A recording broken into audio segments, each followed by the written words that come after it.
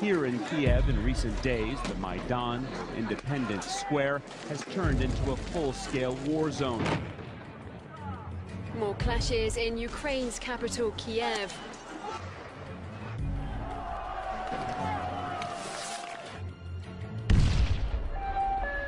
There is absolutely no doubt that snipers are working here. I've counted 10 bodies. Мы и сегодня не знаем, кто стрелял в людей. Это проблема. Now on the brink of a civil war. At least 70 dead so far, and the death toll rising. Эти технологии, еще раз говорю, от них не застраховано ни одно государство. What we saw here today was a revolution. А хотите узнать, что происходило на Украине? We've invested over $5 billion to assist Ukraine in these and other goals. Вы знаете, в большой политике, о чем бы ни говорили, все равно будут говорить о деньгах. NATO has expanded into 13 countries, up to the borders of Russia. 13 countries. The focus has to be on not allowing this crisis to turn into hot war between Ukraine and Russia. Эта тема очень опасная. Это тема войны. Сегодня спокойно никто не должен себя чувствовать.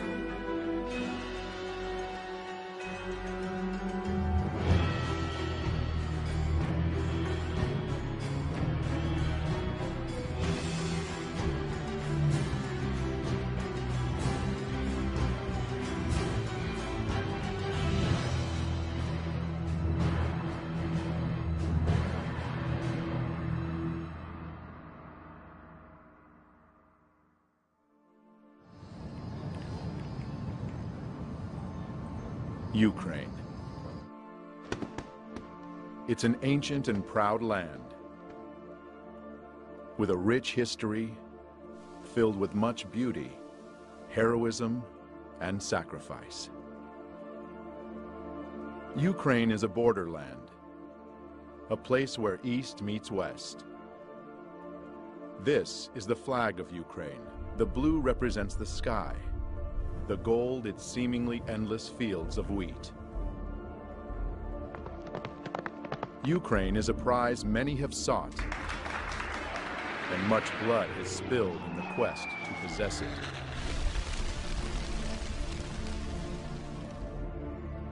Ukraine has been the pathway for Western powers as they attempted to conquer the East in World War I and World War II.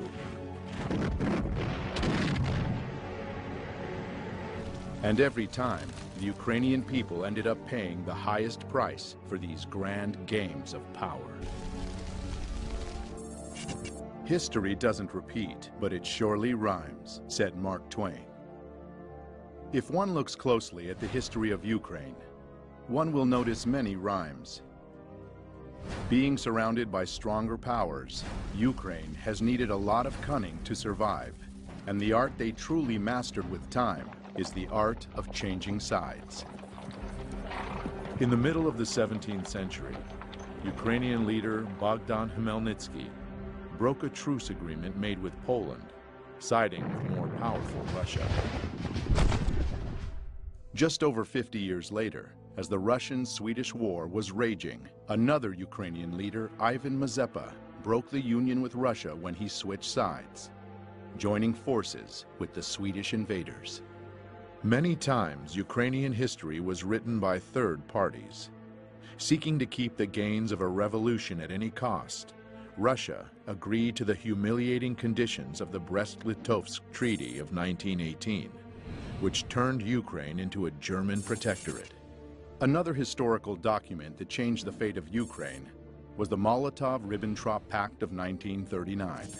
one of many such agreements being signed between European countries and rising Germany. Attempting to protect his nation from the approaching Nazi threat, Joseph Stalin negotiated a treaty of non-aggression with Adolf Hitler. While promising each other peace, the Soviet and German foreign ministers Molotov and Ribbentrop realigned the map of Eastern Europe, splitting it into German and Soviet spheres of influence. No sooner had the Molotov-Ribbentrop Pact been signed than Poland was split.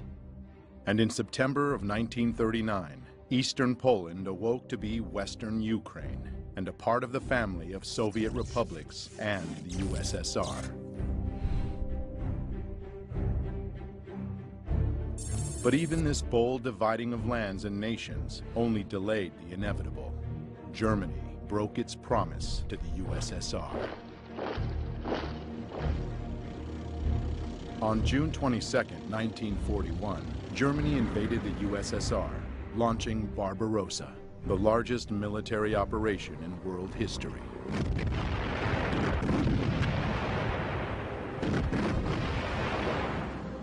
Barbarossa was aiming for St. Petersburg, Moscow, and Kiev, Ukraine, three destinations of major significance. Ukraine, with its rich lands and resources, was an important industrial and economic source for the USSR. To cut it off from the Soviet Union would strike a big blow indeed. For most of the Soviet Union, the Second World War was about fighting the invaders of their land. But it wasn't quite so simple for Ukraine. The truth is, Ukraine has never been a united country. When World War II broke out, a large part of Western Ukraine's population welcomed the German soldiers as liberators from the recently forced upon them Soviet rule, and openly collaborated with the Germans. The real scale of collaboration was not announced for many years after the war, but we now know that whole divisions and battalions were formed by Ukrainian collaborators, such as SS Galician, Nachtigall, and Roland battalions. Just in the beginning of the war, more than 80,000 people from Galician region voluntarily enrolled into Division SS Galician in a month and a half, notorious for their extreme cruelty towards the Polish, Jewish, and Russian people on the territory of Ukraine. Members of these military groups came mostly from the Organization of Ukrainian Nationalists, the OUN, founded in 1929. This organization had an ultimate goal of creating an ethnically pure, independent Ukraine, and considered terror an acceptable tool for achieving their ends. Their official flag was black and red, land and blood. It will remain in Ukraine's history long after the OUN will cease to exist. In early 1940, the most radical nationalistic part of the Organization of Ukrainian Nationalists got its own leader, Stepan Bandera. Severely anti-Semitic and anti-communist, he proclaimed an independent Ukraine in 1941. His German allies frowned upon such an act of self-will, and it landed him in prison for nearly all the Second World War. Not participating in the events physically, Bandera still managed to successfully spread his ideology.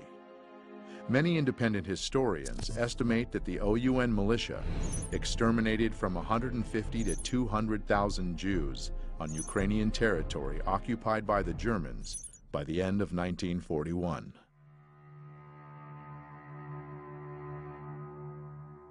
The most notorious and outrageous massacre took place September 29th and 30th, 1941, in Babi Yar, Kiev. All kikes of the city of Kiev and its vicinity must appear on Monday, September 29th by 8 o'clock in the morning. Bring documents, money, and valuables, and also warm clothing, linen, etc. Any kikes who do not follow this order and are found elsewhere will be shot. 33,771 Jews were killed in this two-day operation of the Nazis and Ukrainian militia. Another outrageous massacre was carried out by the Ukrainian Insurgent Army and the Bandera faction of the Organization of Ukrainian Nationalists in German-occupied Polish Volhynia and eastern Galicia between 1943 and 1944. This genocide of Poles was led by Mykola Lebed. 35,000 to 60,000 people in Volhynia and 25 to 40,000 in eastern Galicia fell victim to this massive ethnic cleansing operation. Sensing the inevitable loss of the German troops, the Organization of Ukrainian Nationalists gave up on their former ally and began fighting equally against the Germans and the Soviet forces. In January 1943, USSR troops started pushing the Nazis back, liberating one part of Ukraine after another. Western Ukraine was the last Ukrainian region held by the Germans, finally being liberated in October of 1944. Bandera's bands continued to wage their guerrilla war against the Soviet regime, carrying out bloody raids on Ukrainian villages and towns, and leaving behind chaos and casualties. This war went on until the middle of the 1950s, when the last collaborators were either detained or fled the country. On May 7, 1945, Germany unconditionally surrendered to the Allies. Ukraine remained a part of the Soviet Union. The peace after the Second World War was short-lived. The United States and the Soviet Union, nations who allied together along with England to defeat the Nazis, tragically became foes as the Cold War began. The era of political and military tension between the US and the USSR lasted for nearly 45 years, keeping humanity under the constant threat of nuclear war.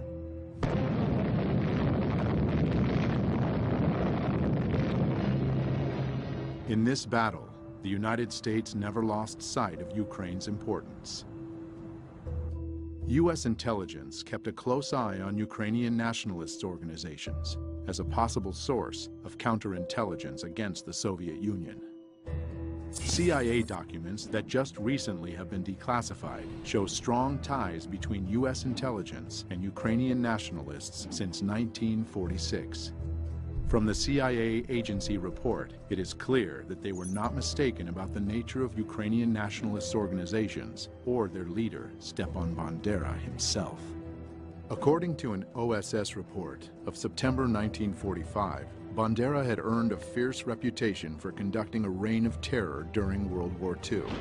After the Second World War, Bandera and other Ukrainian Nazi leaders fled to Europe, where the CIA helped them hide. The CIA later informed the Immigration and Naturalization Service that it had concealed Stefan Bandera and other Ukrainians from the Soviets. The operations involving Ukrainians continued for many years. The Nuremberg trials of 1945 and 1946 brought the political, economic, and military leaders of fascist Germany to justice and revealed to the world the monstrous face of Nazism and the crimes they committed. But the Ukrainian Nazis were spared the same fate, and some were even granted indulgences by the CIA. By 1954, the agency excused the illegal activities of the OUN security branch in the name of Cold War necessity. In 1949, Mykola Lebed, the man responsible for the massacres in Volhynia, was moved to the United States, where he died in 1989 without ever being investigated or pursued as a war criminal. The CIA moved to protect Ukrainian nationalist leader Mykola Lebed from criminal investigation by the Immigration and Naturalization Service in 1952. Perhaps Bandera lost his use to the US, or maybe KGB agents outsmarted the CIA. But in 1959, Stepan Bandera, the leader of the Ukrainian nationalists, was killed in Munich, where he was hiding under the name of Stefan Popel. It would be fair to say that Bandera became a major symbol of Ukrainian nationalism by sheer chance, for he was neither its only leader nor its most powerful one. Dmytro Dontsov was the father of the far-right totalitarian doctrine in Ukraine. Andriy Melnik was the leader of another faction of the OUN. Roman Shuhevich was a general of the Ukrainian insurgent army, and others contributed greatly to the movement. Bandera's dangerous ideology, suppressed by the communist authorities but supported by external forces, never really died. The seeds of Ukrainian nationalism were passed from generation to generation. Unfortunately, it was just a matter of time before they would once again blossom. In 1954, Ukraine's territory was expanded even more when Nikita Khrushchev, the leader of the USSR and a Ukrainian himself, generously gave the Crimean region to Ukraine. Historians would argue about the legitimacy of this transfer for many years to come, and 60 years after Khrushchev's gift, dramatic new events would take place in Crimea.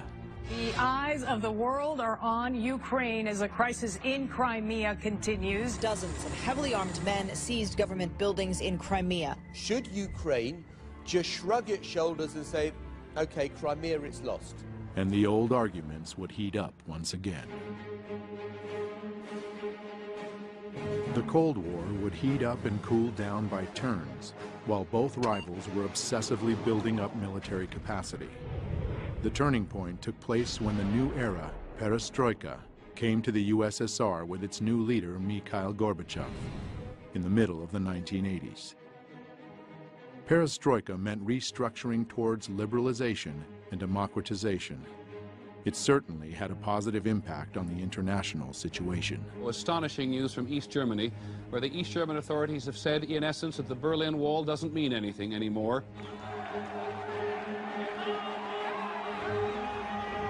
But inside the USSR, the weakening of Kremlin control had different consequences. In Ukraine, a nationalistic political organization, Narodny Ruch, or People's Movement, emerged in 1989 due to this new openness. They advocated for independence of Ukraine from the USSR and became an incubator for leaders of Ukrainian neo-Nazism. In 1991, one of them, Oleg Tyagnybok, founded Svoboda, an openly radical nationalist party preaching the good old principles of Bandera. Вони готувалися і боролися з москалями, боролися з німцями, боролися з жидвою і з іншою нечистю, яка хотіла забрати в нас нашу українську державу. Purge Ukraine from the Jews and Russians, Ukraine for Ukrainians, and so on. His statements got him 5th place in the Simon Wiesenthal Center Top 10 Anti-Semitic World Leader Rankings of 2012.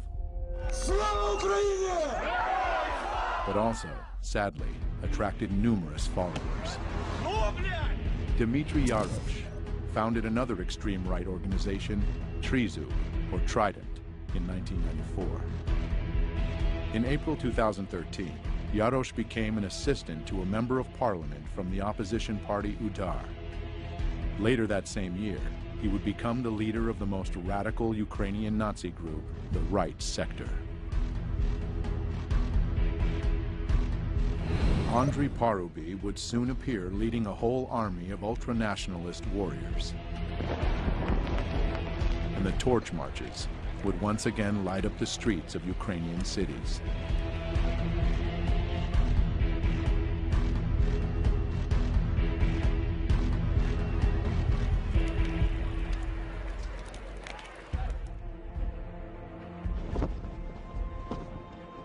The world drastically changed in August 1991, when the USSR de facto ceased to exist.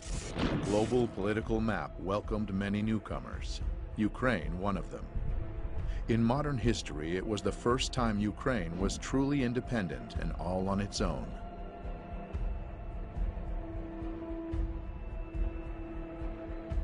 The red flag came down over the Kremlin tonight as President Gorbachev resigned and brought to an end 7 decades of communist rule in the Soviet Union. The years after the disintegration of the USSR became known as the Crazy 90s in all the post-Soviet territories. He's leaving behind 15 independent states which share only a disastrous economy and an uncertain future. After having been under a government-controlled economy, the free market dramatically changed the rules of the game. New businesses emerged instantly, and the first oligarchs were born overnight. The former country with no class division suddenly became stratified. The chosen few became rich, while the rest had to fight to survive. Сразу же после получения независимости началась еще более дикая приватизация и растаскивание имущества, государственной собственности, понижение жизненного уровня населения сразу же после получения независимости. И причем какие бы власти не меняли друг друга, для жизни рядового гражданина ничего не меняло. Там происходил просто систематический грабеж населения, грабеж граждан, грабеж украинского народа. И, конечно, люди уже устали от этого произвола, от этой совершенно сумасшедшей коррупции.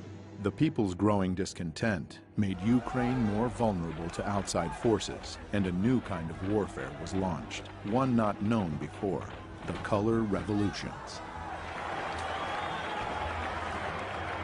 Demonstrators clashed with police, hundreds of thousands protesting the results of the election and calling for a new vote. Ukraine has had 2 color revolutions in its 24 years of independence. In 2004, crowds of people descended upon Kiev, marking the start of the Orange Revolution. At that time, Ukraine became once again a battlefield of 2 forces, the Russian and Western governments. The culmination of this conflict took place during the presidential elections in November of 2004. The 2 major candidates, Western-backed Viktor Yushchenko and Russian-leaning Viktor Ianoukovytch, almost equally shared the votes of Ukrainians. By the way, calling Viktor Yushchenko Western-backed is not an exaggeration. His wife, Katerina Yushchenko, is a former U.S. State Department official and worked in the White House during the Reagan administration. The division was along geographic lines. Traditionally, Russian Eastern Ukraine voted for Yanukovych, while Western Ukraine chose Yushchenko. By the announced result, Viktor Yushchenko lost to Viktor Yanukovych, but thousands of people didn't agree with it, and they came to the central square of Kiev on the 22nd of November. The situation received wide news coverage. The country's election commission ignored reports of fraud, declaring Kremlin-backed Viktor Yanukovych the winner. International politicians, such as former General Secretary of NATO, Javier Solana, became frequent guests in Kiev, initiating negotiations between parties. And I hope very much that the goodwill of everybody will be able to overcome this difficulty. The results of the negotiations, however, were often reached only on paper. Thus, Yushchenko never told the supporters to stop blocking government buildings in central Kiev. Therefore, these non-violent and very orange protests lasted for a month, during which time the previous election results were annulled, marred by massive corruption, and new elections were announced. An important nuance: just 3 months before, Viktor Yushchenko became a victim to a mysterious and still unsolved poisoning. But it didn't prevent him from winning in the new election. Though, as we shall soon see, there was much more than just the people's will that led to this victory. This peaceful revolution and its leader were warmly welcomed by the international community. But the euphoria didn't last long. Yushchenko's government completely failed with reforms and lost its chance to establish democracy, instead descending into infighting. Viktor Yushchenko was not re-elected for a second term, but at the end of his presidency, he had the time to make one last gift to his supporters from Western Ukraine. На завершення я хочу сказати про те, що чекали мільйони українських патріотів і багато років. Я підписав указ за незламність духу у відстоюванні національної ідеї, виявлені героїзм і самопожертву в боротьбі за незалежну українську державу, постановляю присвоїти звання Герою України з удостоєнням ордена держави Бандері Степану Андрійовичу. Слава Україні! The hero status of Stepan Bandera was short-lived. In 2010, Viktor Yanukovych was elected president. This time, the international community had no doubts about the legitimacy of the elections. In January 2011, Viktor Yanukovych repealed the hero title of Bandera. Almost 4 years into his presidency, though, Another revolution shook Ukraine. Unfortunately, this one was anything but peaceful.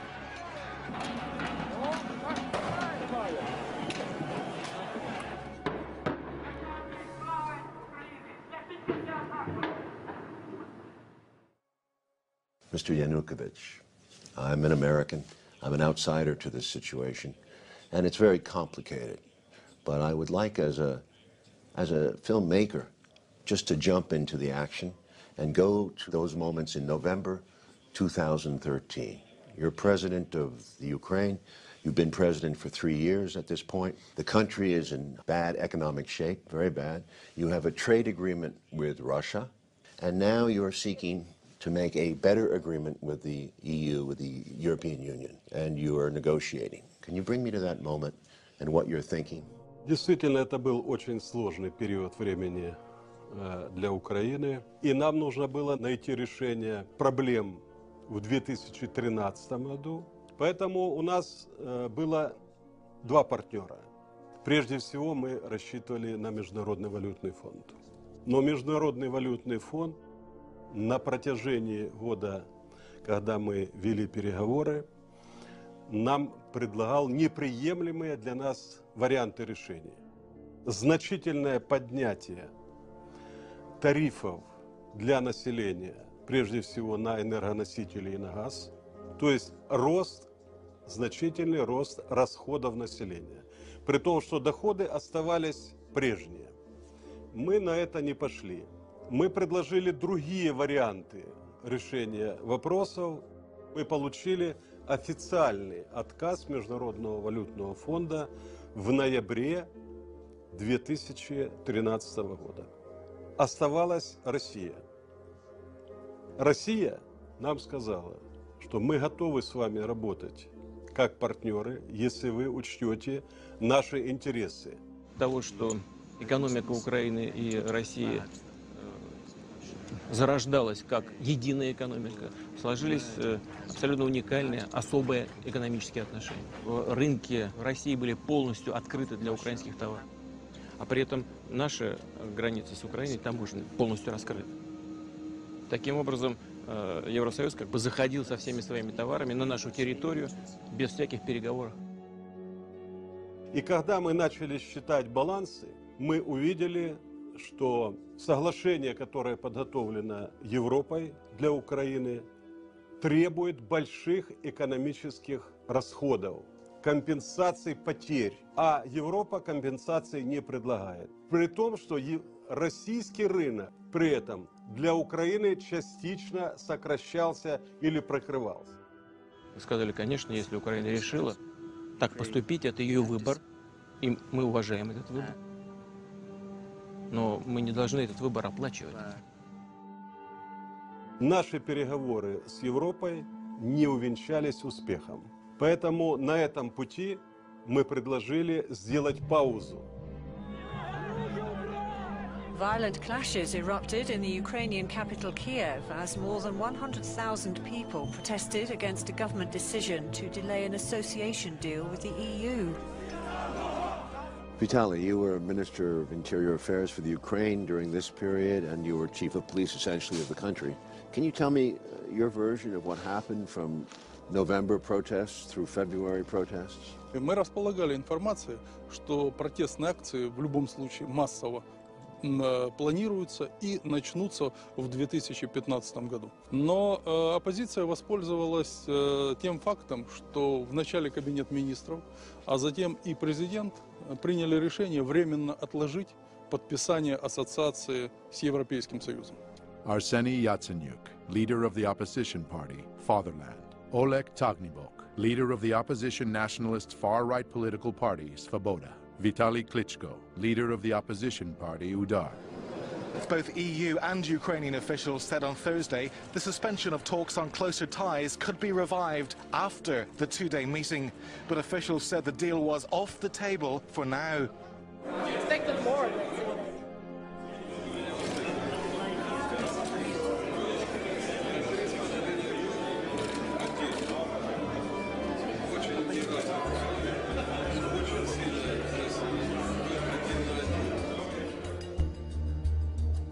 Pro-EU protests on the streets of Kiev enter their second day. The crowd of around 1,000 protesters were joined by the leader of the opposition, the reigning world boxing champion Vitaly Klitschko. He called on the demonstrators to maintain pressure on the government after it decided not to sign a major trade deal with the EU. You go back to Kiev the next day after the meeting with Merkel, and protests are up, am I right? Can you take me through that period? Если у меня в самом начале было понимание того, что это мирные акции, и во время мирных акций можно вести диалог, и я к этому был готов.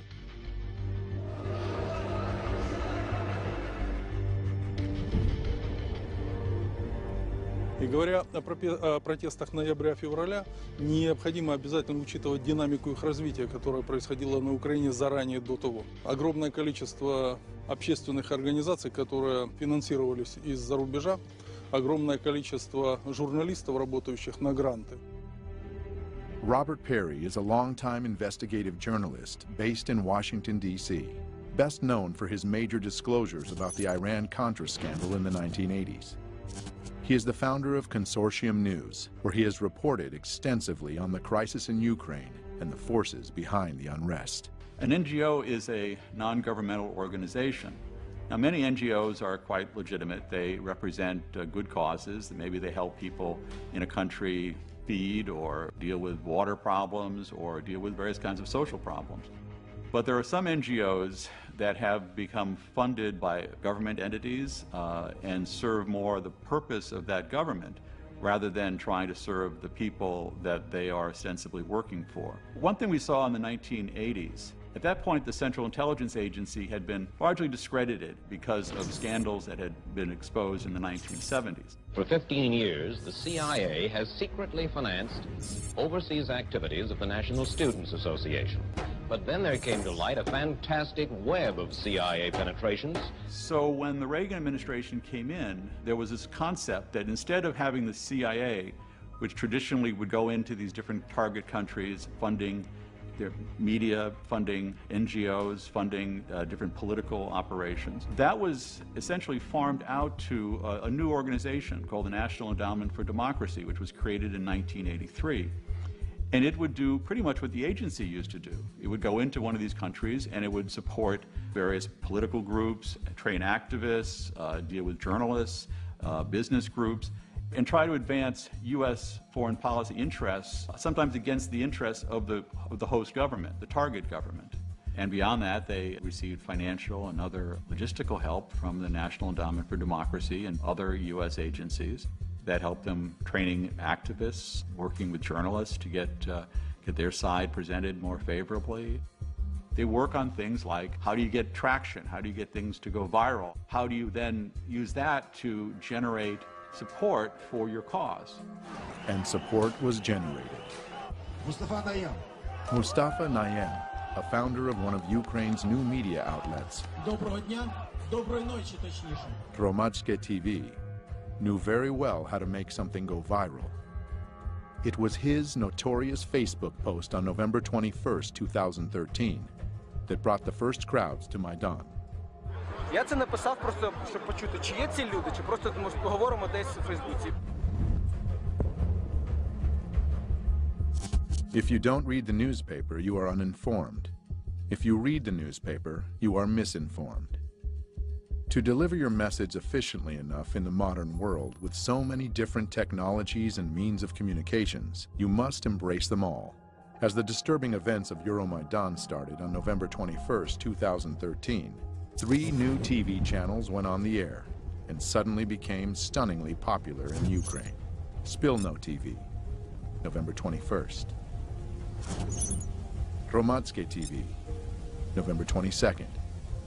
And Espresso TV, November 24th, directly from opposition protest. These channels went viral, supporting the protests and encouraging more and more people to come to Maïdan. И первые выступления массовые начались 21 числа, 21 ноября. Сначала акции проходили мирно. На эти акции пришли люди разной категории. Это были молодые и пожилые люди, приходили с детьми. Явно было понятно, что с их стороны есть доверие к власти, в том числе и к правоохранителям, потому что свободно выходили. И никаких намеков на то, что будет в отношении этих манифестантов приниматься какие-то меры воздействия, силовые и так далее, просто не существовало. Значит, соответственно, на охрану общественного порядка выходили правоохранители без огнестрельного оружия. Но среди митингующих уже замечены нами радикалы, которые относились к правым партиям, неофашистским организациям. И 24 числа, 24 ноября, они осуществили первую агрессивную акцию.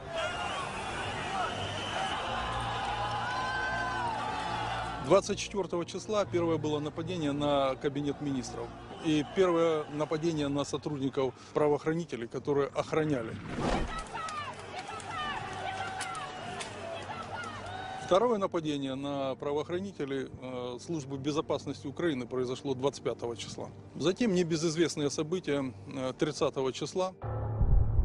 November 30th of 2013 became the first turning point of Euromaidan, and one of its most reported and mysterious events. Я тогда немножко расскажу, как видел эти события я. Был звонок мне от Попова, глава администрации города Киева. Он говорил, что давайте сегодня мы хотели бы завозить оборудование для новогодней елки на площадь. Я ему объяснил, что до тех пор, пока люди находятся на площади, то этого делать нельзя. В районе часа ночи, когда массово люди начали расходиться, разъезжаться, я поговорил по телефону с руководителем службы безопасности Украины и спросил его точку зрения по развитию событий. Он сказал, я считаю, что, слава богу, все закончилось. Вся информация идет о том, что все закончилось. Потому что фактически с 21 числа, я в кабинете просто жил и спал там. Какое-то время, может быть, 2 часа в сутки удавалось поспать. Около 3 часов ночи я приехал тоже к себе домой. Завел часы на 6:30 утра, включил телевизор сразу же, когда проснулся. Он у меня был настроен на 5-й канал. И 5-й канал демонстрирует большое количество скорых помощи. И там побитые люди. After riot, police attacked peaceful protesters with clubs. Happened in the early morning hours. The eyewitnesses that were there said that the police did use truncheons. Меня, честно говоря, пробил просто холодный пот. Моя первая реакция на то, что Майдан пострадал от действий полиции, была мгновенной. Нужно было расследовать, кто дал приказ разгонять митингующих, применять к ним силу. Я был противник того, чтобы к митингующим применялась сила, нарушали права людей. Решений таких Попов самостоятельно принимать просто не мог. А кто для него был самый высокий руководитель? Для Попова был самый большой руководитель, это глава администрации. Сергей Владимирович Левочкин. Coincidentally, Sergei Lovochkin is a close associate to many U.S. politicians.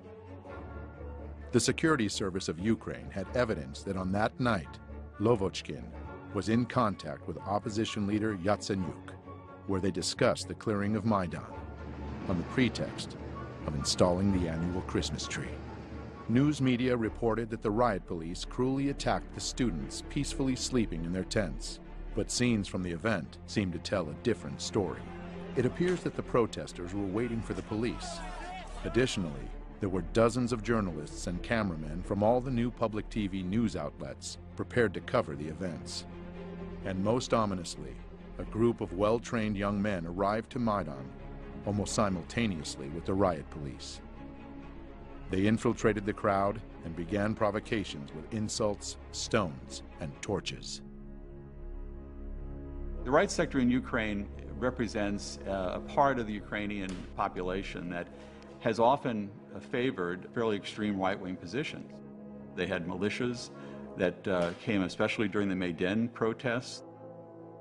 There were groups that were being shipped into Kiev where they would provide the muscle, in effect, for the demonstrations. So the demonstrations went from being relatively peaceful political protests to being increasingly violent. The first step in any detective work is to establish a motive. It is now said that Sergei Lovochkin is held in high esteem by his powerful U.S. friends. Outraged by what was reported in the news, the Ukrainian people came out in force on the next day to vent their anger with the police actions.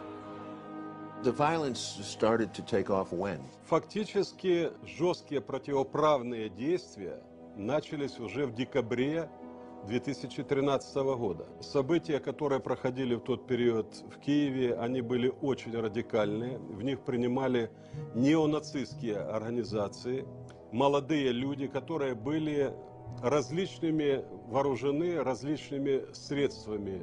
Металлические прутья, биты. В том числе использовалась техника, например, дорожно-строительная, грейдерами, и они грейдерами наезжали на работников правоохранительных органов, на милицию, которая защищала и не давала захватить правительственные здания и здания администрации президента. Как президент мог такой неуправляемой толпе выйти и с кем говорить? Технологии, которые применялись в тот период времени, они были заранее спланированы. As veiled and masked as the color revolutions can be, an attentive viewer can see subtle patterns and similarities revealing their true nature. To make crowds act as one obedient group, they have to be united at the unconscious level. The masterminds of color revolutions know this well and have perfected the art. Symbolism is one of the most powerful tools to achieve this end. Revolutionary political organizations with surprisingly similar names and even more similar logos have appeared time and again, almost as omens marking the countries that would be hit by the colored plague next. They are often described as being aware and active, when they're actually trained and radical. They are the ones who take the first shot, literal and metaphorical, to transform the peaceful protests into full-blown coups d'etats. Their fingerprints can be found everywhere on the map of the color revolutions. Using all the experience of past generations, simple but effective tools like catchy sing-alongs and chanting are employed. Well known for exciting the crowd and creating a group identity, they depersonalize individuals and make them easier to manipulate.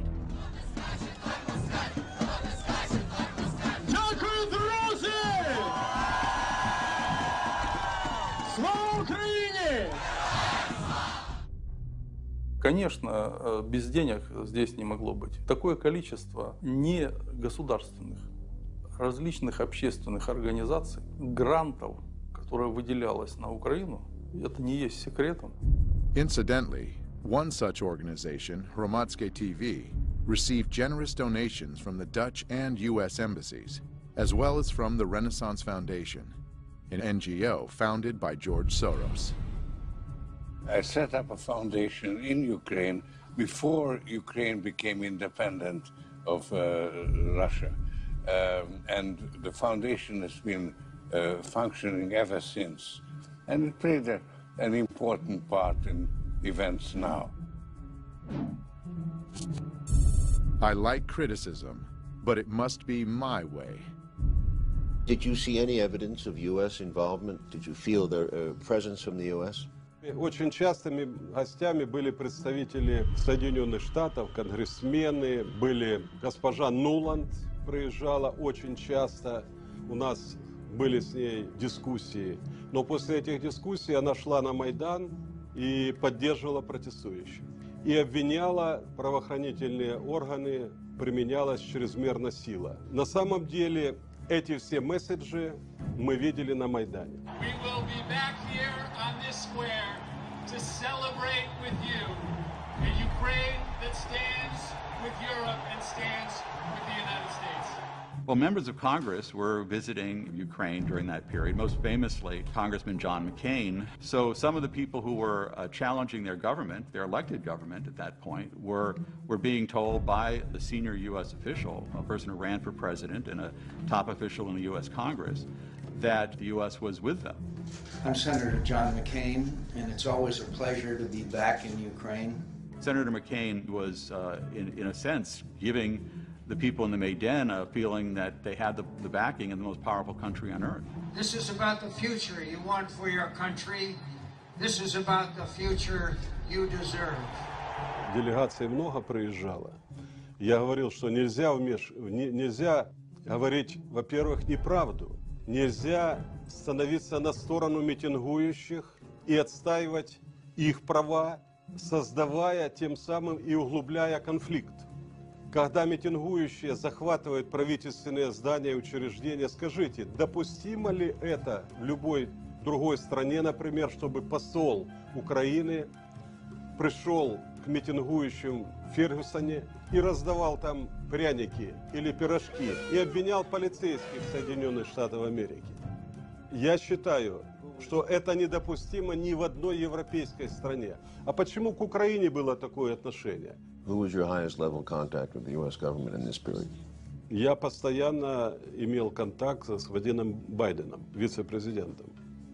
У меня были частые с ним телефонные переговоры. Но дело в том, что господин Байден говорил одно, а в Украине делали другое. And the U.S. ambassador? Посол Соединенных Штатов в Украине постоянно принимал представителей Майдана у себя в посольстве. Мы это очень хорошо знали, мы это отслеживали. И создавалось такое впечатление, что в посольстве Соединенных Штатов существует штаб, который управляет этим процессом. In early February of 2014, as the Maïdan crisis was getting more violent, there was a phone call that was intercepted. It was a call between the Assistant Secretary of State for European Affairs, Viktor Ianoukovytch, and the U.S. Ambassador to Ukraine, Jeffrey Pyatt. Questions of credibility are being raised after a private chat between two top U.S. diplomats was leaked online. I think Yats is the guy who's got the economic experience, the governing experience. He's the guy, you know, what he needs is Klitsch and Tony Book on the outside. I just think Klitsch going in, he's going to be at that level working for Yatsenyuk. It's just not going to work. Yeah, no, I think that's right. Okay. Good. Well, do you want us to try to set up a call with him as the next step? Sullivan's come back to me VFR saying you need Biden, and I said probably tomorrow for an attaboy and to get the deets to stick. So okay. Biden's willing. So you had this remarkable phone call where you have these two senior officials of the U.S. government apparently talking about a coup or how they were planning to restructure the government of Ukraine. Fuck the EU. No, exactly. I'm not saying the whole U.S. government feels that way. There is division on this, but the neoconservative element wants very much to change the strategic dynamic in Eastern Europe. The neocons are very smart people, and they've been at this for a long time. They came in around the issue of propaganda. They studied how to create hot buttons for the American people. They had this experience when they were getting the American people to get excited about Central America back in the 1980s. Sandinista regular army. The ground force is being equipped now with Russian artillery. And they've been applying those same strategies ever since. They remain very dedicated to achieving their goals. They still want to get rid of certain governments. They wanted regime change in Syria, for instance, regime change in Iran. They're very skilled at this, and they have a lot of allies now inside the news media, inside the government, and that means that they can do a lot to control the narrative of any story. I think in America these days, we have somehow told ourselves that there are a lot of ways of dealing with these problems other than hard power. Vladimir Putin cares about hard power. The neoconservatives can now demonize a leader of a country. That sells with the American people. So you don't just sort of argue a policy, you attack the leader. So the neoconservatives became very skilled at picking out leaders, finding their ugly traits, and then highlighting them.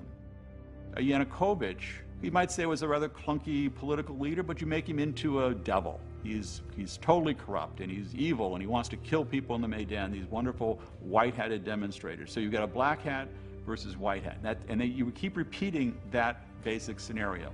And it works with the American people. You've got to realize what Vladimir Putin is. He's an old KGB colonel that wants to restore the Russian Empire.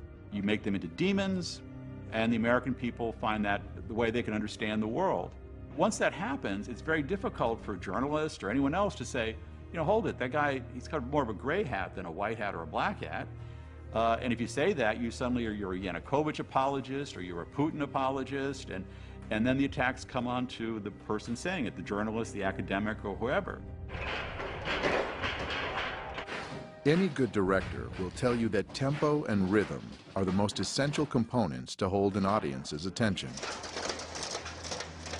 Сама технология, которая применялась Майданом, состояла в необходимости сакральных жертв.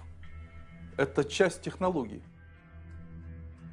It can also be called a method of betrayal, when the allies and followers are relentlessly thrown into the revolutionary flame. The idea is simple. When the preparation work is done, the trigger just needs to be pulled to set the machine into full motion. The murder of politician Rafiq Hariri led to the Cedar Revolution. Looking back at the mysterious poisoning of Viktor Yushchenko right before the Orange Revolution of 2004, we see now that he became a sacred victim himself. Most political analysts believe the compassion of the Ukrainian people at that moment tilted the scales, giving him the presidency.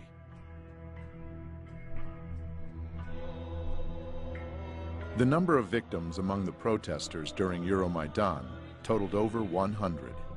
They are called the Heavenly Hundred. All the sacred victims were immediately mythologized. The beating of students on November 30th, 2013 was the obvious trigger of Euromaidan. Those who sent trained provocateurs to the square very well realized that peaceful protesters were the ones who would get hurt the most. It's hard to keep protests going for months on end. Tensions subside, and people inevitably get tired. Holidays are also a big danger for revolutionary masterminds. People want to be home with their families and friends, and one needs to get inventive to keep people in a cold, tense city.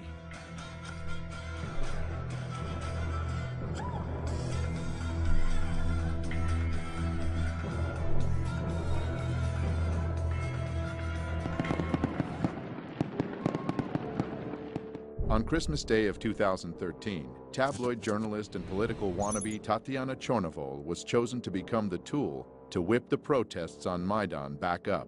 A civic activist and journalist known for investigating corruption among senior officials was beaten outside Ukraine's capital on Christmas. Her heroic deeds as a reporter looked more like petty crimes. Trespassing on the presidential residence of Viktor Ianoukovytch, leading a rioting crowd to seize the Kiev City Administration building, breaking into a car of the Security Service of Ukraine. It looked like Tatiana was more interested in making news than reporting it, and gaining name recognition that could be turned into votes for her struggling political career in the opposition party Fatherland. She gave the world media a Christmas present in 2013, when she was cruelly beaten by unknown assailants on the road. Despite the fact that in just 3 days all the suspects were arrested and confessed to beating Tatiana during a road rage incident, world media kept insisting upon the political background of the crime. Instantaneously, Tatiana became a heroic martyr, uniting people around her image.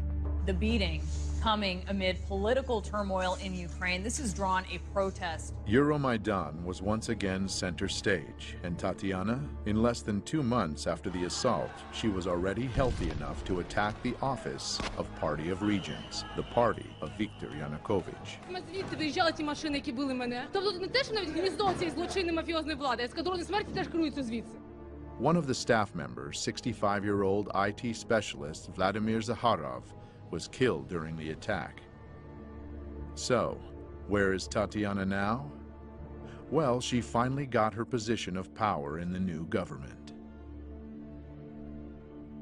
1 month later, the time for another act in the play came. Armenian-Ukrainian protester Sergei Nigoyan was one of the first to arrive at Maïdan. He wasn't radical or violent, but instead naive and full of hope. Watching Sergei read a patriotic poem is like watching a casting tape for the role of a sacred victim. Борітеся, поборете, вам Бог помагає. За вас правда, за вас слава і воля святая.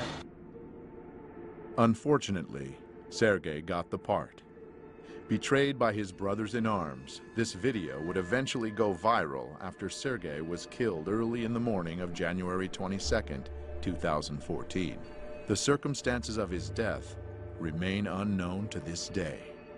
Even though the whole area of protests was heavily filmed at that time, there were no records or witnesses to help the investigation, and his body was moved immediately from the scene of the crime. Sergei became the first killed martyr of Euromaidan, and in a heartbeat, the police officers were appointed as his killers. Almost 2 years later, the official investigation would still deliver no results. Now, it is widely believed that Nigoyan's murder was staged by provocateurs to escalate the conflict.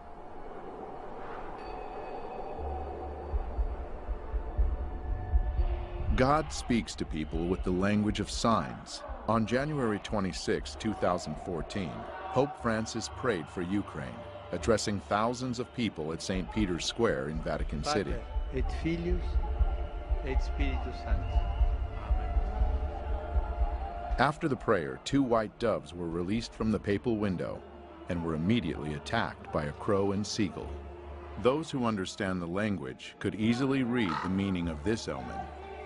Soon, great forces, the seagull and the crow, would be tearing apart 2 Slavic nations, the white doves.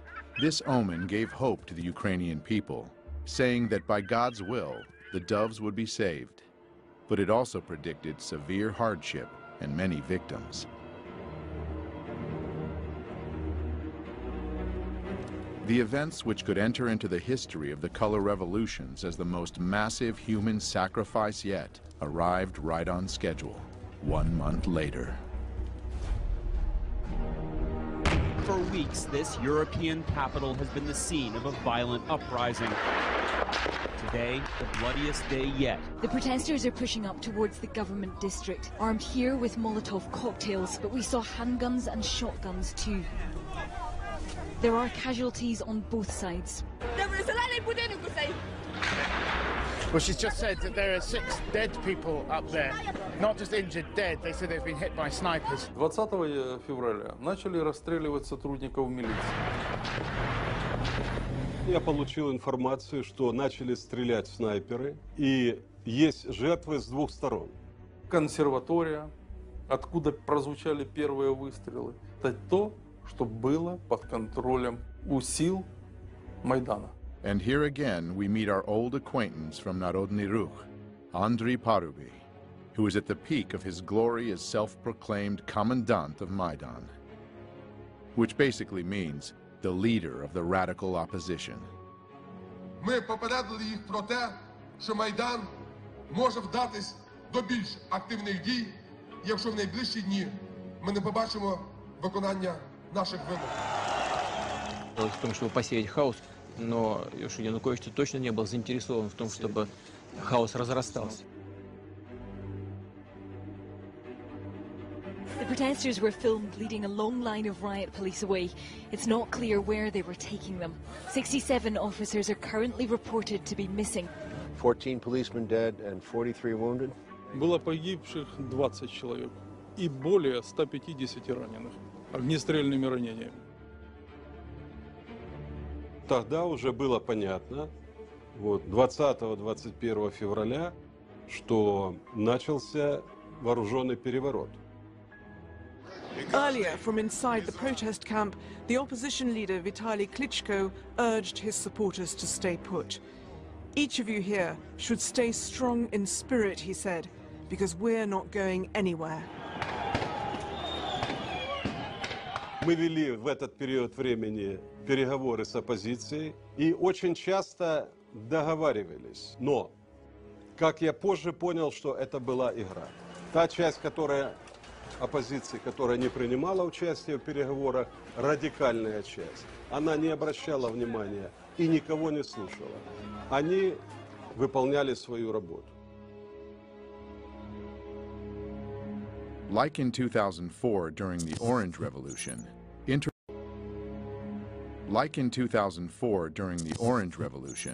international leaders felt it necessary to intervene and bring both sides to the negotiating table. Приехали 3 министра иностранных дел европейских стран в Киев. Laurent Fabius, Frank-Walter Steinmeier, Radoslav Sikorski. Приняли участие во встрече президента Януковича и оппозиции. Договорились о том, что будут проведены досрочные выборы. Договорились о том, как будут строить отношения между оппозицией и президентом. The Ukrainian president and the leaders of the anti-government protests there have agreed on a truce. The truce was to give talks between President Yanukovych and the opposition a chance. Just like in 2004, the opposition, or at least its radical faction, the right sector, headed by Dmitry Yarosh, had no intention on fulfilling its part of the bargain. Ті домовленості, які досягнуті, не відповідають нашим з вами прагненням. Правий сектор не складе зброї. Правий сектор не зніме блокаду жодної з державних установ, поки не буде виконана найголовніша наша вимога – відставка Януковича. Я подписал такой протокол, но немного позже я понял, что какой бы протокол мы ни подписали, сценарий захвата власти и государственного переворота, он был запланирован и он был неизбежен. То есть фактически это не зависело от наших действий. The opposition leaders left saying they may have found a way to end the bloodshed, but they wanted to take the conclusions from their meeting to the people.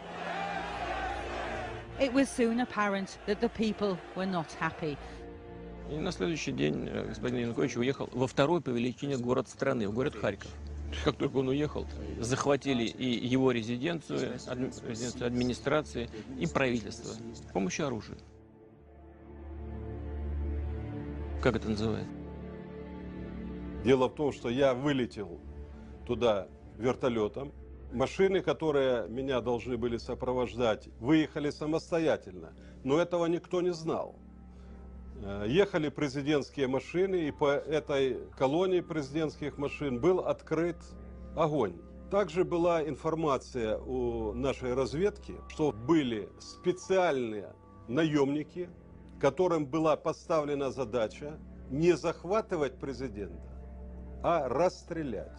И я обратился к президенту Путину, чтобы он разрешил мне выехать на территорию России. Я получил согласие, и мне было оказано содействие. 24 февраля я попал на территорию России.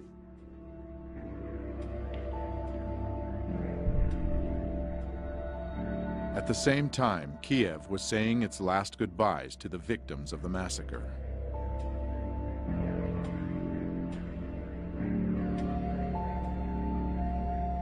It was also welcoming those who came to power at their cost. Ukraine's parliament has voted for the new Speaker of the Assembly to become interim president. Alexander Turchinov called on lawmakers to form an interim government by Tuesday. These latest developments follow the dismissal of President Viktor Ianoukovytch on Saturday. And they removed Yanukovych, not following the constitutional procedures for impeachment. Процедура импичмента не была соблюдена.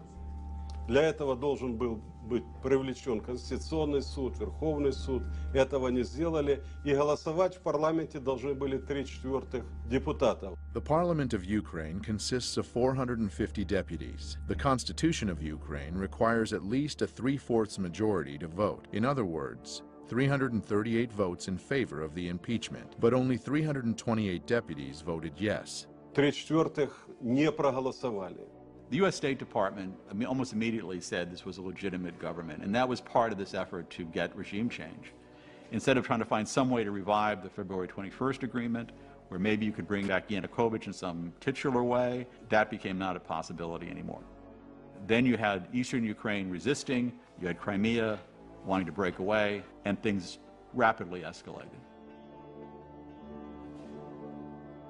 Voters will decide Sunday whether they'll leave Ukraine and join Russia. The campaign with the slogan "Together with Russia" has the backing of Moscow. The Crimea situation, the referendum, is also happening during this period very quickly. Крымский референдум инициировали жители Крыма. Это была их реакция на попытки представителей Майдана устроить такой Майдан в Крыму. Это не секрет, что население Крыма всегда было пророссийски настроенным. Crimean authorities, sensing the mood of the populace, fully supported Viktor Yanukovych's decision to postpone the 2013 European Union Association deal and side deeper ties to Russia. As the events in Kiev took their course, Crimean authorities issued a declaration, putting into words the fears of its people. Based on the will of the Crimeans who elected us, we declare that we will not give Crimea to extremists and neo-Nazis seeking to seize power in Ukraine at the cost of the blood of the country and its citizens. After the regime change in Kiev, rumors began spreading in Crimea that the new authorities would be merciless to those that opposed them. Slava Ukraine! This led to the pro-Russian demonstrations rejecting the new government in Kiev. On February 27th, the government buildings in the capital of Crimea were seized by pro-Russian protesters. The current Crimean government was dismissed, and the new leader, Sergei Aksyonov, was assigned as the leader of the Crimean Autonomous Republic. У них, конечно, надежда была, и они обращались к российскому руководству, чтобы их защитили. On March 16th, the Crimean referendum was held, and the people voted to leave Ukraine and enter the Russian Federation. The situation in Crimea is being presented as a Russian invasion. And again, nobody who looks at this seriously and looks at the poll numbers, some of the poll numbers done by the US government agencies themselves, showing that the people of Crimea preferred being part of Russia. In the US news media, it has all been presented as the Russians invaded, they then staged a sham election with people with guns at their backs. Somehow they faked the ballot boxes to get 96% approval for rejoining Russia. The idea of a referendum in Crimea is just quite simply unconstitutional. It does raise questions on whether this vote really is free and fair, especially given the heavy military presence in Crimea right now, Errol. So that's how it's been sold to the American people. The reality is very different. The atmosphere here certainly is electric. Thousands of people who've gathered in the capital Crimean city of Simferopol. All of this following a referendum held last Sunday in which the majority of people here overwhelmingly voted in support of being reunited with Russia. Я бы хотел спросить, что такое демократия? Демократия – это политика, основанная на воле народа. Как выясняется воля народа? В современном мире с помощью голосования. Люди пришли свыше 90%, и свыше 90% проголосовали за присоединение к России. Нужно уважать выбор людей. Не подстраивать каждый раз под свои геополитические интересы, международное право и принципы демократии. У нас не было там никаких боевых действий. Там никто не стрелял. Никто никого не убивал. What is described in the West as a Russian invasion of Crimea is, in fact, the presence of Russian soldiers in Crimea. Can you clarify that? Российские солдаты в Крыму, как говорят, были испокон веков. Потому что база Черноморского флота была в Крыму. As long ago as 1804, Sevastopol's naval base became the main military port of the Russian Empire on the Black Sea. During the Second World War, the heroic defense of Sevastopol lasted almost a year and took hundreds of thousands of lives. Therefore, the naval base in Crimea has a legacy of historical pride for the Russian Black Sea Fleet, as well as being of huge strategic importance.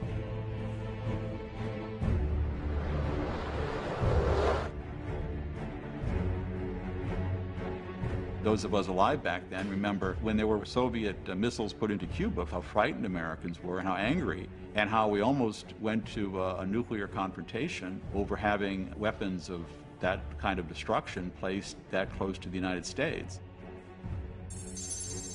If the United States considers Cuba to be in its backyard, then Crimea lays at Russia's doorstep.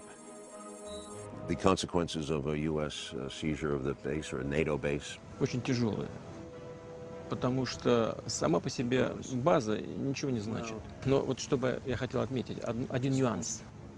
Почему мы так остро реагируем на расширение НАТО? Нас беспокоит практика принятия решений. Я знаю, как принимаются.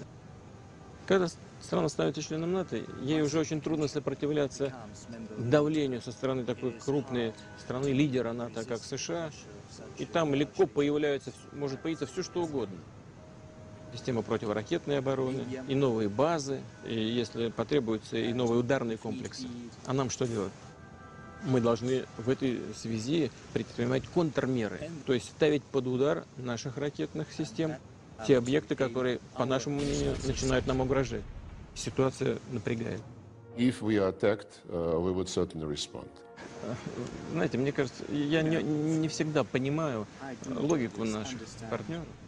Иногда складывается впечатление, что нужно держать в повиновении и наладить дисциплину в своем собственном западном, так называемом, атлантическом лагере. Для этого нужен внешний враг. При всех опасениях Иран на это не очень тянет. I am concerned about the expansion of NATO. NATO has expanded into 13 countries, up to the borders of Russia. 13 countries. Эта тема очень опасная. Это тема войны. Вообще, война между Россией и Соединенными Штатами, вообще это безумие.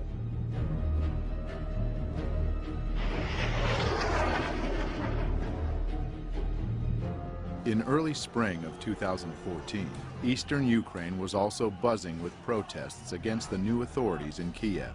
This region, with the population close to Russia geographically and culturally, feared that the ultra-right leanings of the newly formed government would bring neo-nationalism to their lands. And they had their reasons. The status of the Russian language in Ukraine has been a stumbling block for many years. Implementing Russian as a second state language was one of the main campaign promises of President Viktor Ianoukovytch.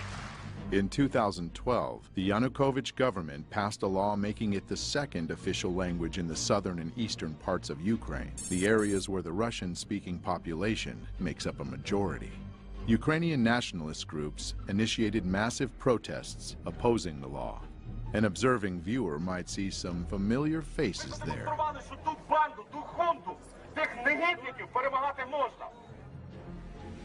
On February 23, 2014, the very next day after the regime change, the new government voted for an annulment of the official status of the Russian language. And even though later this decision was vetoed by the acting president, Alexander Turchinov, it still sent a message, and a powerful one. This alarmed the Russian-speaking cities of eastern Ukraine, and people took to the streets to show their disagreement. In response, pro-Maïdan groups conducted their own demonstrations.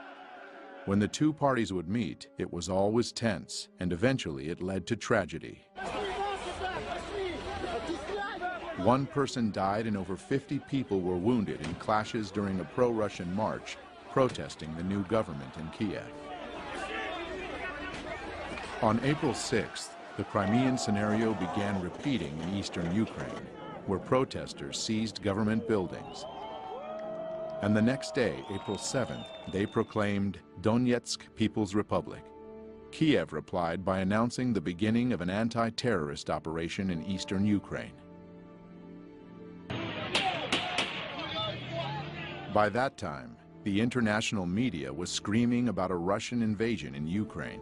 Russia could now be on the verge of invading Ukraine. But strong words stayed only in the media. The Ukrainian authorities never announced a warlike situation. Why? IMF cannot give money to countries engaged in ongoing war. Petro Poroshenko. Вы знаете, в большой политике, о чем бы ни говорили, все равно будут говорить о деньгах. too much money was already invested in Ukraine to stop halfway. We've invested over $5 billion to assist Ukraine in these and other goals that will ensure a secure and prosperous and democratic Ukraine. На развитие какой демократии тратились эти деньги? Как называли установление демократического режима? Я думаю, что это вот как раз тот режим, который сейчас насаждается на Донбассе. Obviously, the funds had to keep coming, and the conflict had to keep going. Getting more and more bloody and deadly. Мы завалили все вместе. As parties from both sides were using more sophisticated and lethal weapons. Господин Турчинов, который фактически начал войну, он несет огромную ответственность за это. Он начал войну против собственного народа. Он послал войска в Донбасс. Они сделали то, чего не делал я.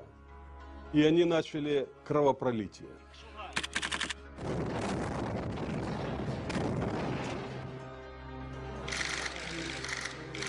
The world seemed too busy welcoming this new democracy in Kiev to notice what was being done as it spread its wings over the country. Many in southern Ukraine had been viewing the revolution with concern.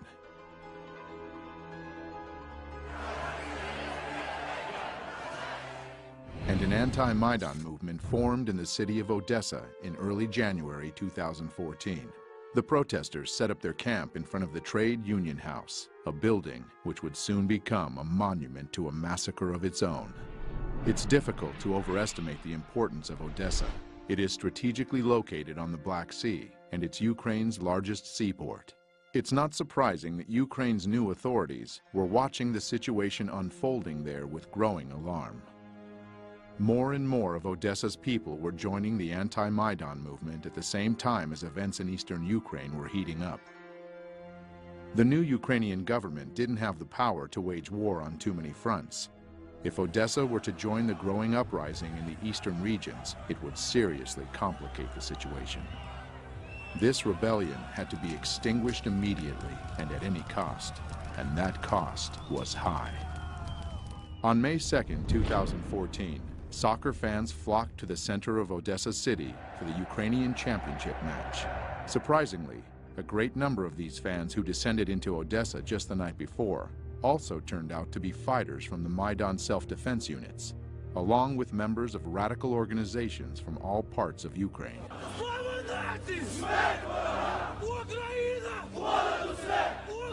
These fans, masked, armed, and shouting nationalist mottos, began disturbances in the center of the city as they marched to the anti-Maïdan tent encampment, where they attacked. The anti-Maïdan protesters sought shelter in the Trade Union House, but it was a trap. Maïdan supporters started throwing Molotov cocktails into the building until it was engulfed in flames. People burned to death inside, or, trying to escape, jumped from the windows. Although a fire station was less than a mile away, it took almost half an hour for firefighters to arrive. When they finally did, the damage had been done.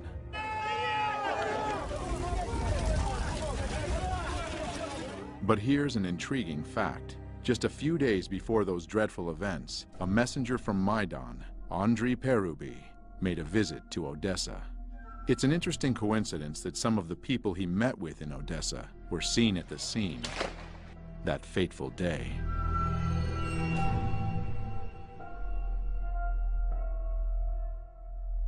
But not everyone was mourning.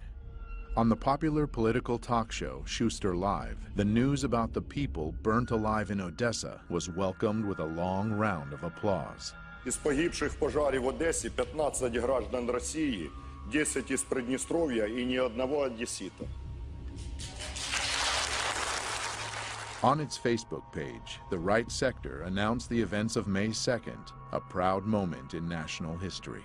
An official investigation into this sad event has been going on now for nearly 2 years, and it's yet to reach a conclusion.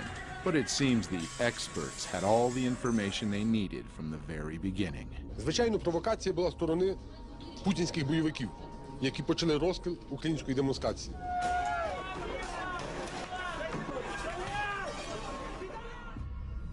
It looks like Odessa really is a very important piece of real estate, as it was honored with a very special new governor appointed on May 30th of 2015.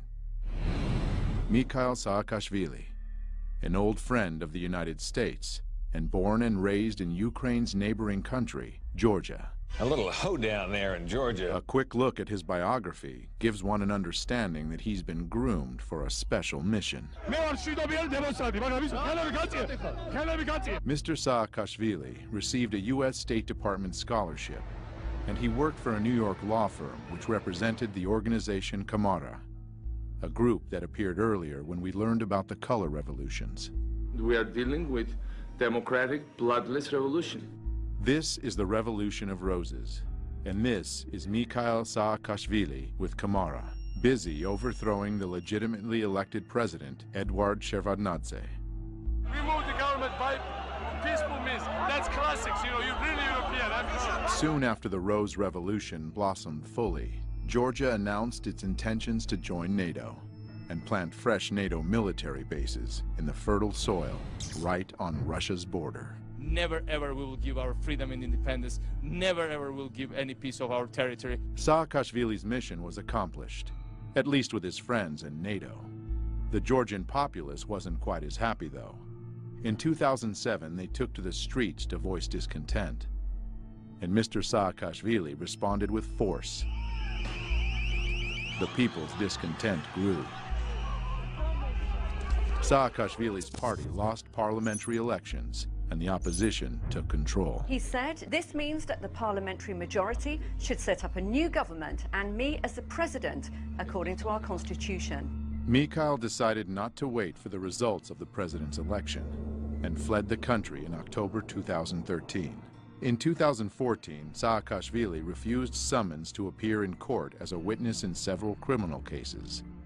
Later that same year, he was accused of misuse of power and embezzlement.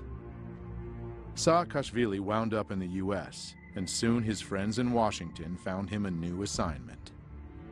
Mikhail actively supported Maïdan, and very soon was rewarded with a high position in the new Ukrainian government. First as the president's counselor, and then as the governor of Odessa. The day before taking this position, he renounced his citizenship to Georgia, the country of his birth, and became a Ukrainian citizen. Я навсегда останусь гордым гражданином моей гордой родины. Гордым гражданином моей гордой родины.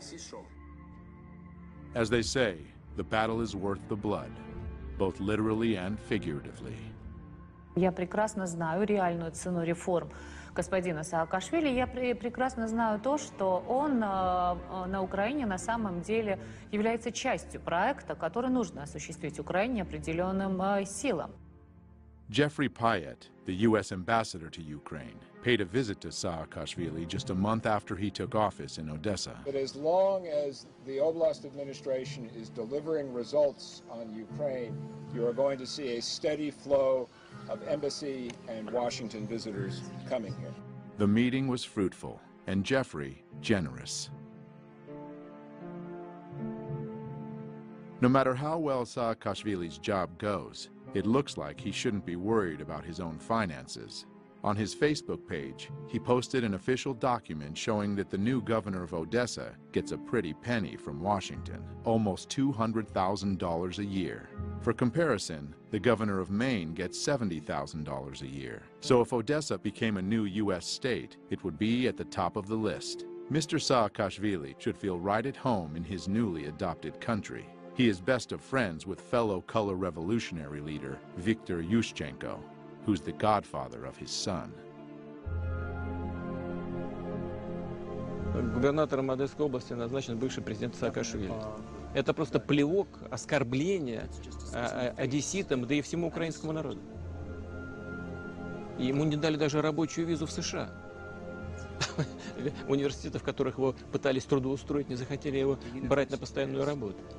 Значит, исполнять обязанности губернатора Одессы он может.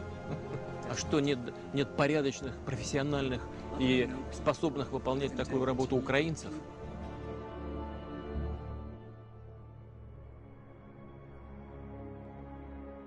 A war once launched, doesn't choose its victims.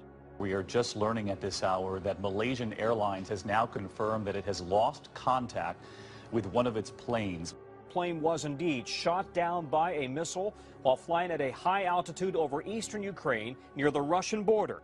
298 revised number of souls on board, all feared dead. It was a murder. It was a crime. There's been this odd nonchalance about pursuing the answers. There was a report, a very limited report, put out a few months after the event.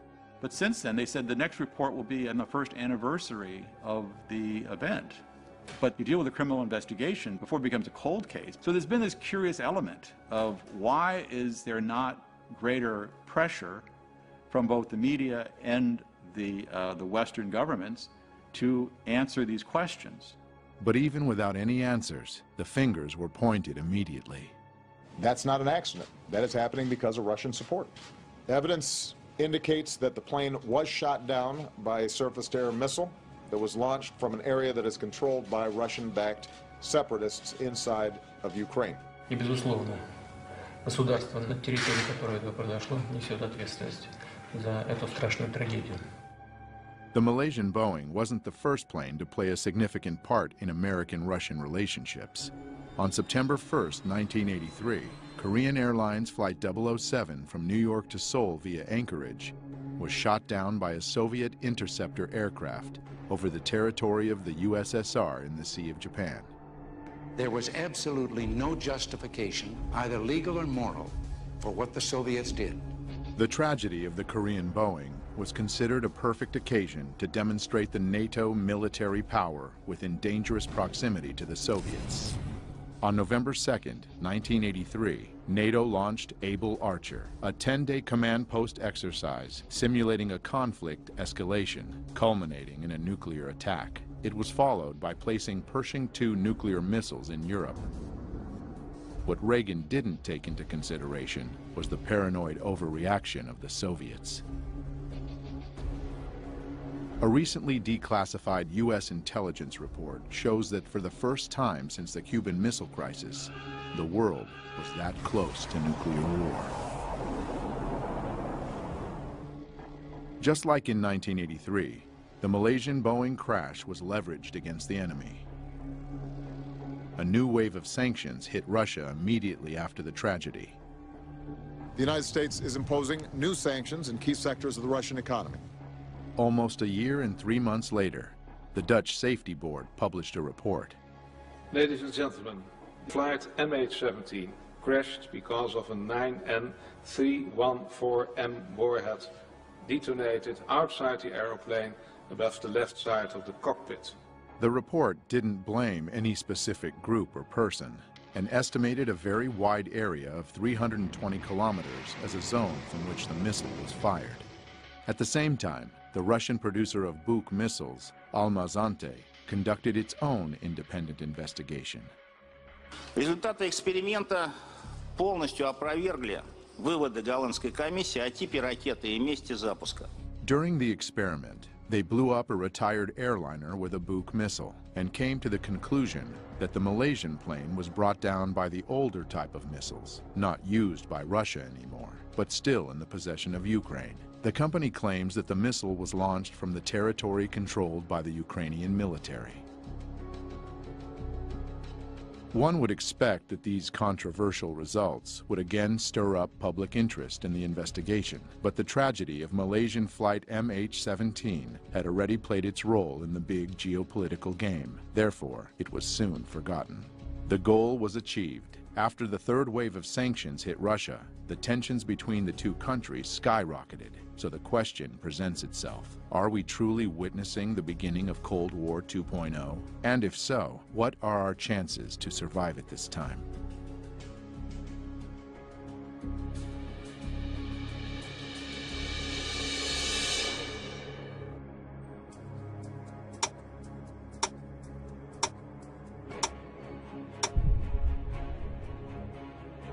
In 1947, the Bulletin of Atomic Scientists introduced the Doomsday Clock.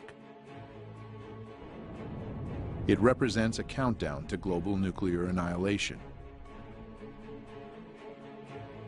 In 1953, during the height of the Cold War, it came its closest to midnight as the superpowers were creating massive nuclear arsenals. This is the story of America's ever-expanding atomic weapons program. As the world began to grasp the insane danger of nuclear warfare and took measures to control the arms race, the situation steadily improved.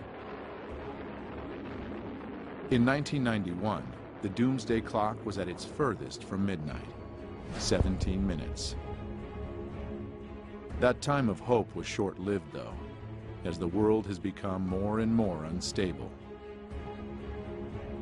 But in 2015, the Bulletin of Atomic Scientists moved the clock to just 3 minutes to midnight. Today, unchecked climate change and a nuclear arms race resulting from modernization of huge arsenals pose extraordinary and undeniable threats to the continued existence of humanity. The United States and Russia have embarked on massive programs to modernize their nuclear arsenals, undermining existing nuclear weapons treaties.